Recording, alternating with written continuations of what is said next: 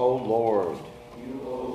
Ekaha, being one without a second. You are everything. Eva, indeed. Asya sataha, of this cosmic manifestation now visible. Prasuti, the original source. Twam, your lordship. Sanidanam, the conservation of all such energy. When everything is annihilated. Twam, your lordship. Anugrahacha, and the maintainer. Twatmaya, by your illusory external energy. Samritachetasaha, by those whose intelligence is covered by such illusory energy. Twam, unto you. Pachanti, observe. Nana, many varieties. Na, not. Vipaschitaha, learned scholars or devotees. Yea, who are. Translation, the efficient cause of this material world, manifested with its many varieties as the original tree, is you, O Lord. You are also the maintainer of this material world. And after annihilation, you are the one in whom everything is conserved. Those who are covered by your external energy cannot see you behind this manifestation, but theirs is not the vision of learned devotees. You can repeat. The efficient cause of this material world, manifested with its many varieties as the original tree, is you, O Lord. You are also the maintainer of this material world. And after annihilation, you are the one in whom everything is conserved. Those who are covered by your external energy cannot see you behind this manifestation. But theirs is not the vision of learned devotees. So purport by His Divine Grace, A.C. Bhaktivedanta Swami, Srila Prabhupada Ki Jai. Various demigods, beginning from Lord Brahma, Lord Shiva, and even Vishnu, are supposed to be the creator, maintainer, and annihilator of this material world, but actually they are not. The fact is that everything is the Supreme Personality of Godhead, manifested in varieties of energy, ekam, aditiyam, Brahma. There's no second existence. Those who are truly vipaschit, learned, are those who have reached the platform of understanding and observing the Supreme Personality of Godhead in any condition of life. Premanjana choita bhakti vilochanena santatsadaiva riyeshu vilokyanti. Brahma Samhita, 5th chapter, text 38. Learned devotees accept even conditions of distress as representing the presence of the Supreme Lord. When a devotee is in distress, he sees that the Lord has appeared as distress, just to relieve or purify the devotee from the contamination of the material world. While one is within this material world, one is in various conditions, and therefore the devotee sees a condition of distress as but another feature of the Lord. Tatenu kambam su samikshavana. Srimad Bhagavatam, 10th canto, 14th chapter, text 8. A devotee therefore regards distress as a great favor of the Lord, because he understands that he is being cleansed of contamination. Tesham aham samudarta mrityu samsara sagarat. Bhagavad Gita, 12th chapter, text 7. The appearance of distress is a negative process intended to give the devotee relief from this material world, which is called mrityu samsara, or the constant repetition of birth and death. To save a surrendered soul from repeated birth and death, the Lord purifies him of contamination by offering him a little distress. This cannot be understood by a non-devotee, but a devotee can see this because he is vipaschit, or learned. A non-devotee therefore is perturbed and distressed, but a devotee welcomes distress as another feature of the Lord. Sarvam kal vidam brahma. A devotee can actually see that there is only the Supreme Personality of Godhead and no second entity. Ekam eva ditiyam. There is only the Lord who presents himself in different energies. Persons who are not in real knowledge think that Brahma is the creator, Vishnu the maintainer, and Shiva the annihilator, and that the different demigods are intended to fulfill diverse purposes. Thus, they create diverse purposes and worship various demigods to have these purposes fulfilled.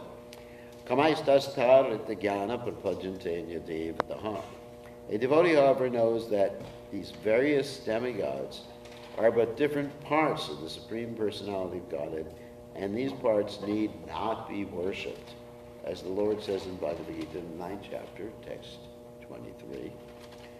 Yepyanya devata bhakta yajante shadayan vitaha tepimam eva konteha yajantya vedi purvakam.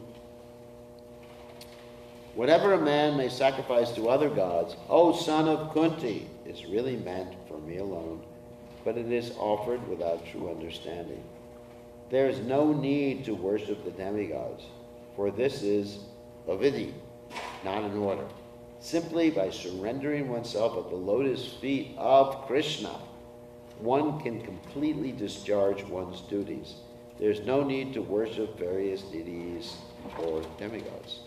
These various divinities are observed by the mudhas, fools, who are bewildered by the three modes of material nature: Tribir, Gunamaya, Bhavar, Avi, Sarvam, Idam, Jagat. Such fools cannot understand that the real source of everything is the Supreme Personality of Godhead. Mohitam nabijananti mam evya parama avyam. Not being disturbed by the Lord's various features, one should concentrate upon and worship the Supreme Lord, Mamikam Sharanam Braja. This should be the guiding principle of one's life.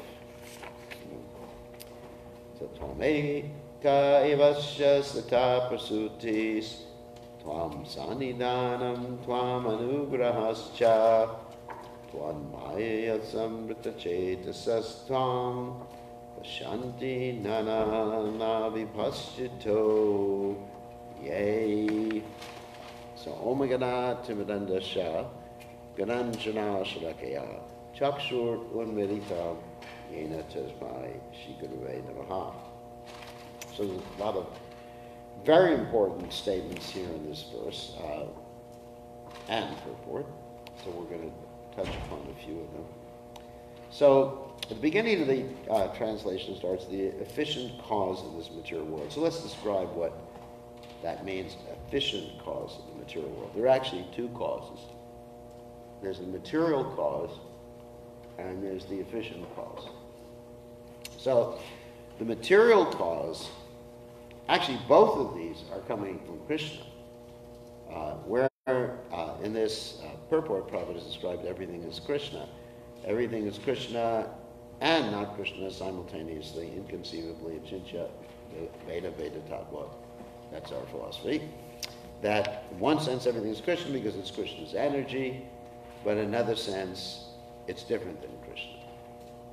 That's important to understand. Anyway, so there's a difference between the efficient cause and the material cause of this creation.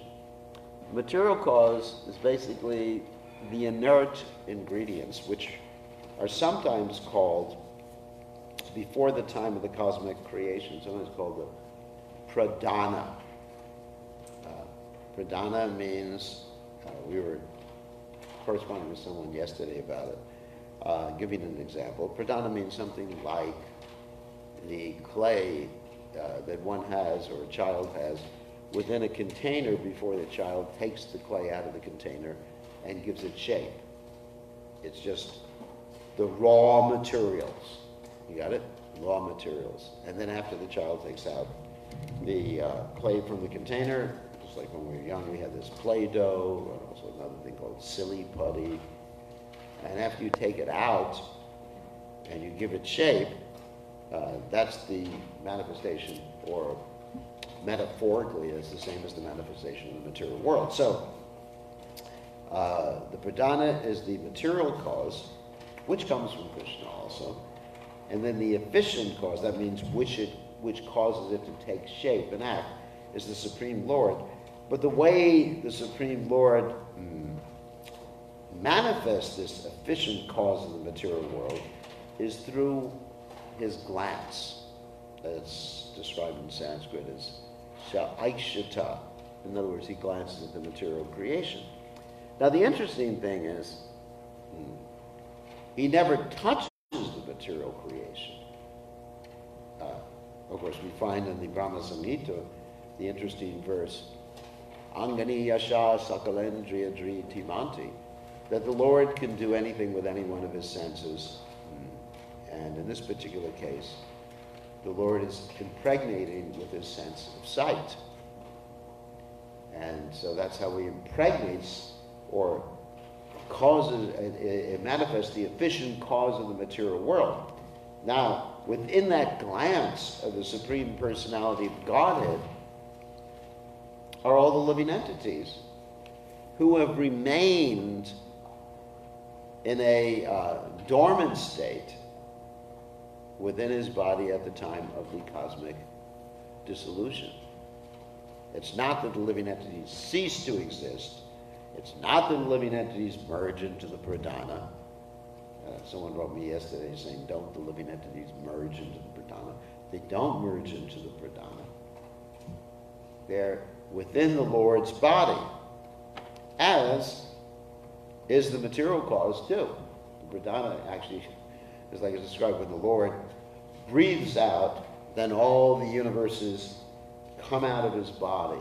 The material cause comes out of his body, and then he glances at those universes. They come out like little bubbles.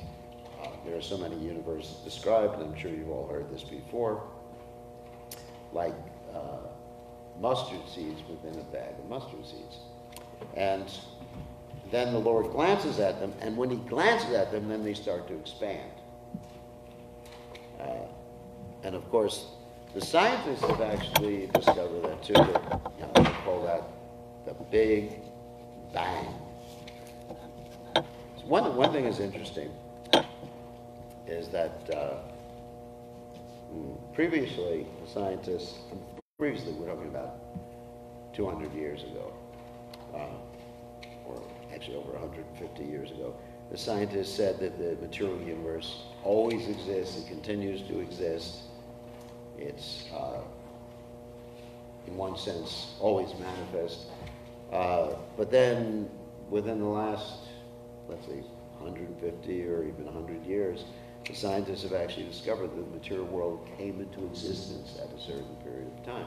And not only that, but the material world, or this universe, which is the universe we're aware of, is expanding with ever increasing velocity, which is kind of interesting, because if you had a normal explosion, let's say you have a firecracker or a bomb or whatever,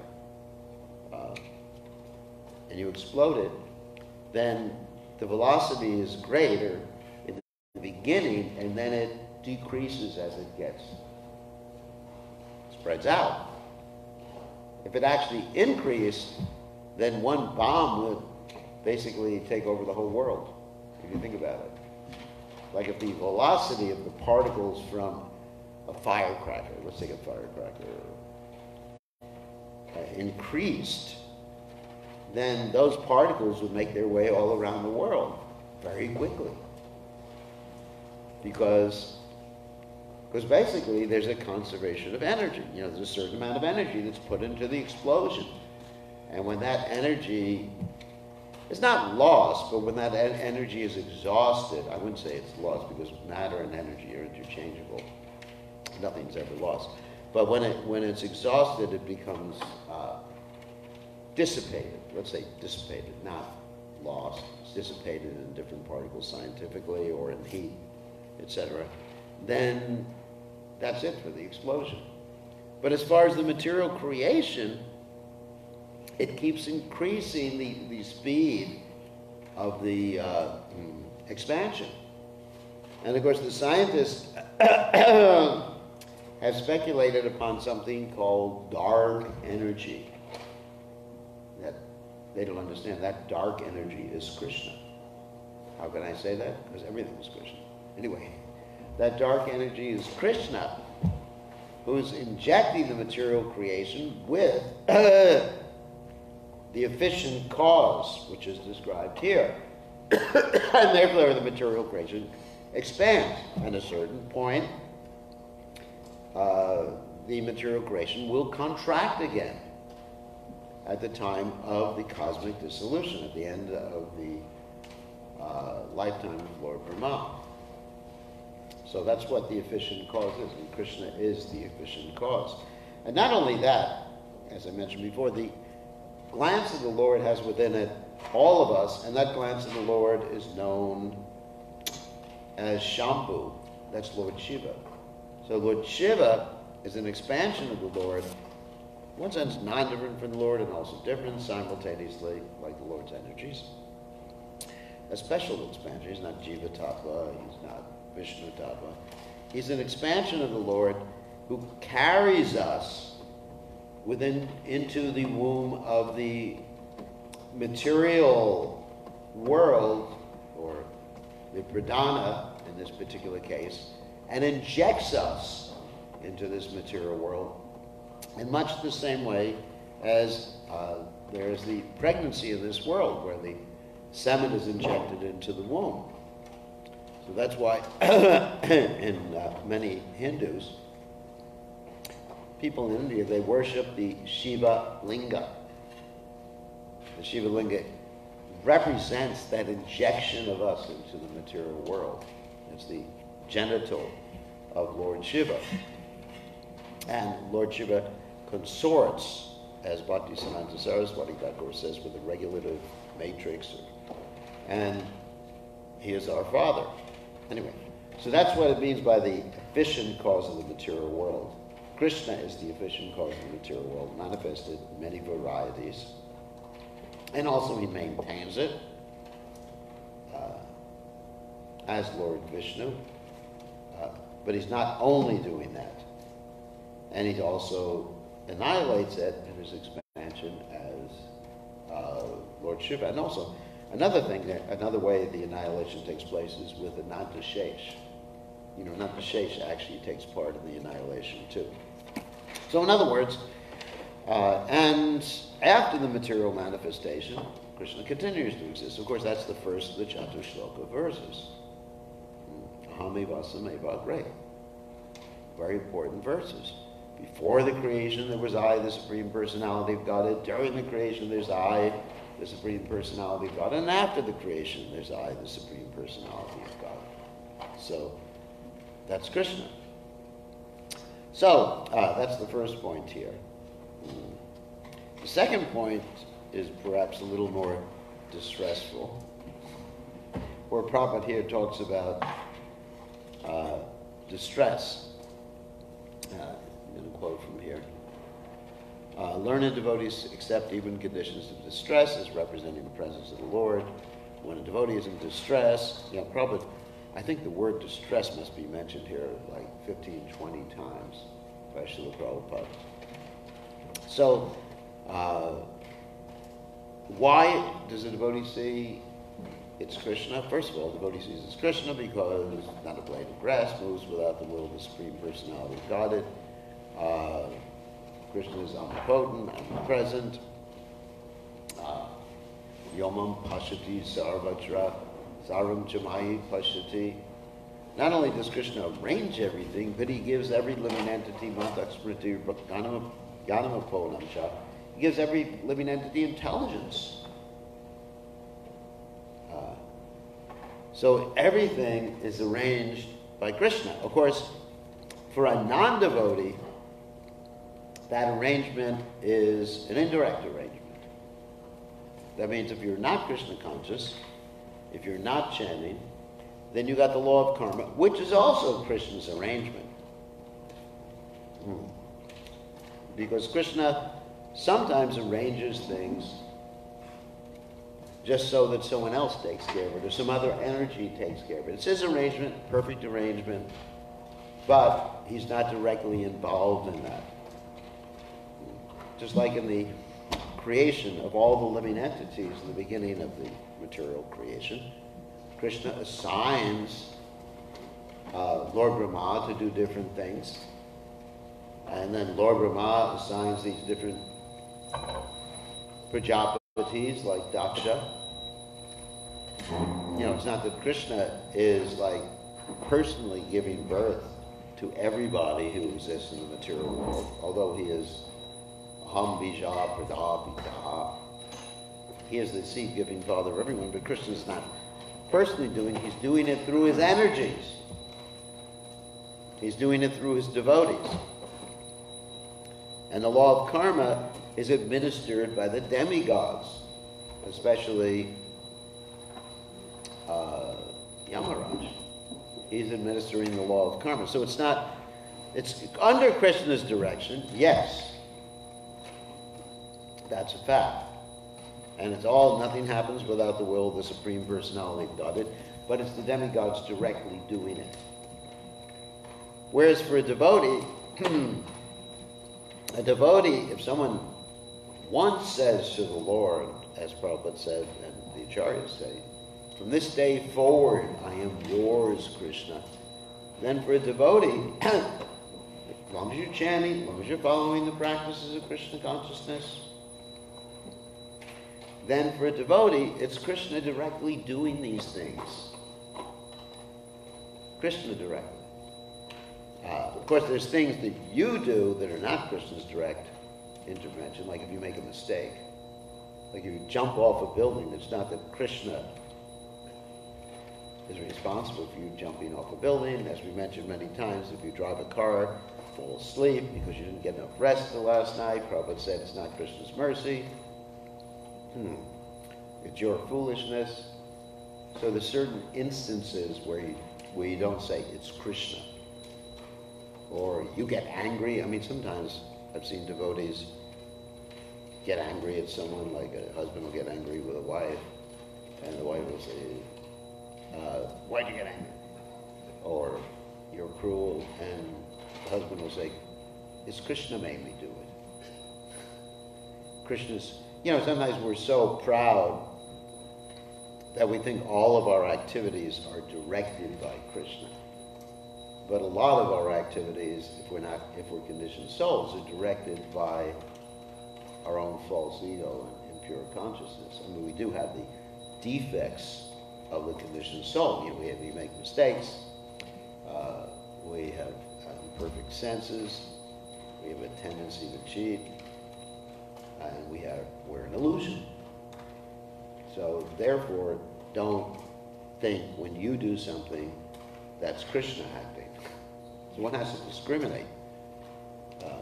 However, when something happens to someone that's not in their control, then the devotee should definitely understand it's Krishna directly doing it.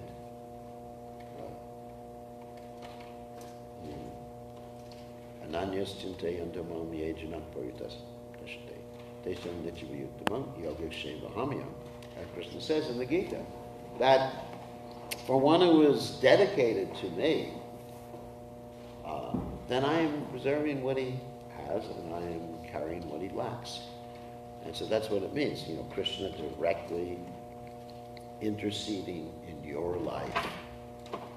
And so when these distressful things happen, or when pleasant things happen, it's Krishna.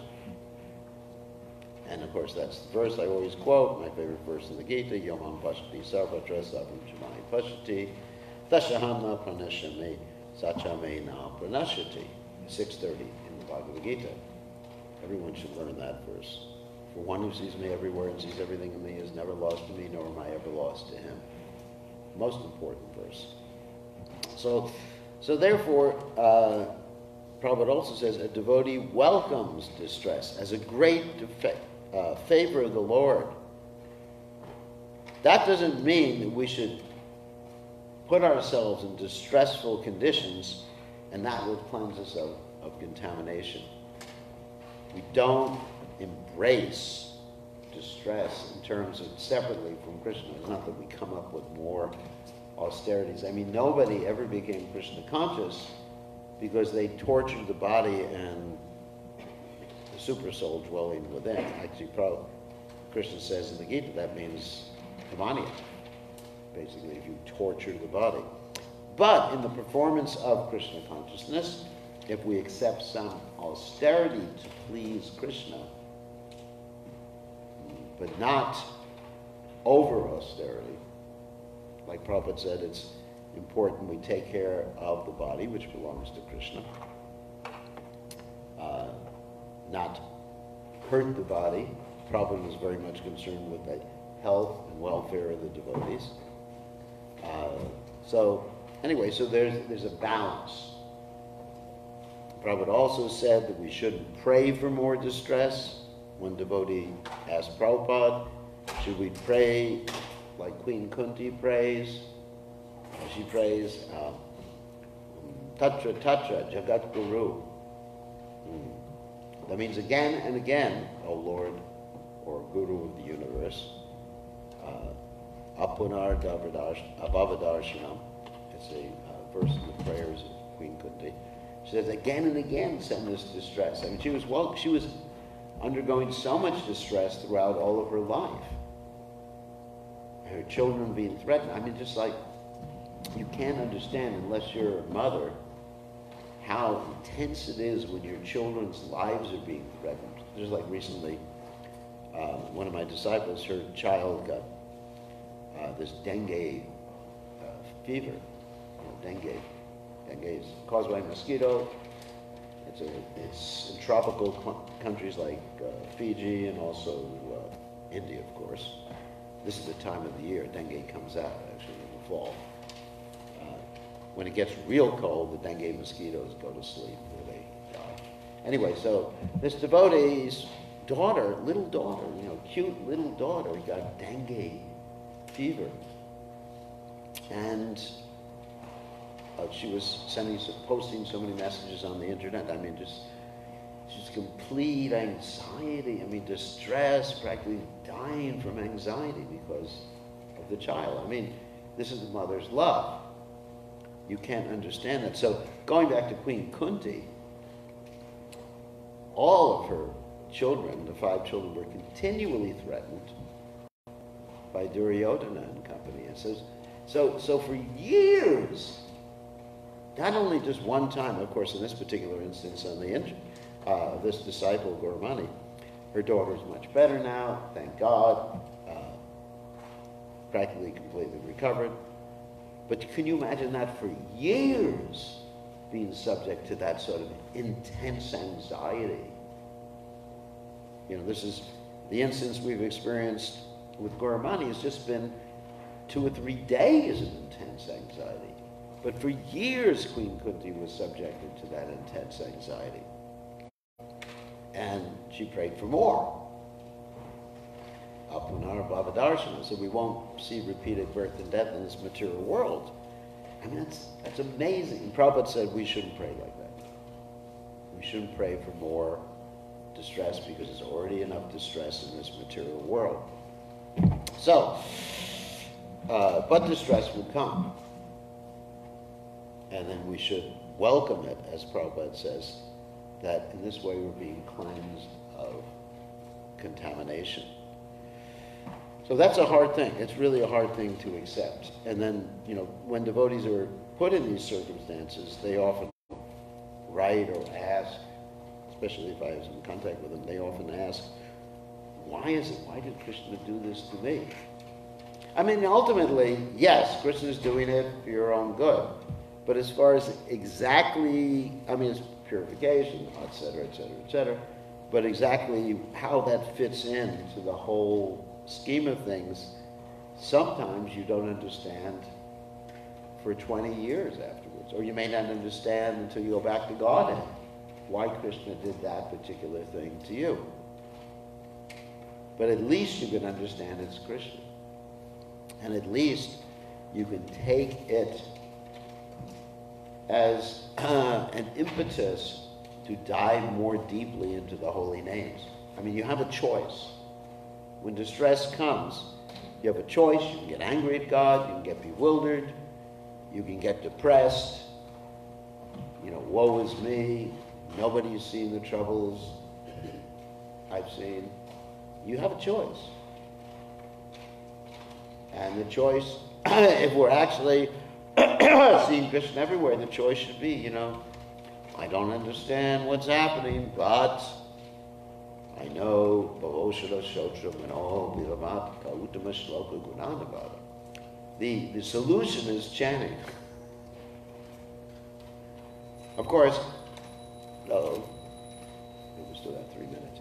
Of course, we can take some remedial measures in the material world.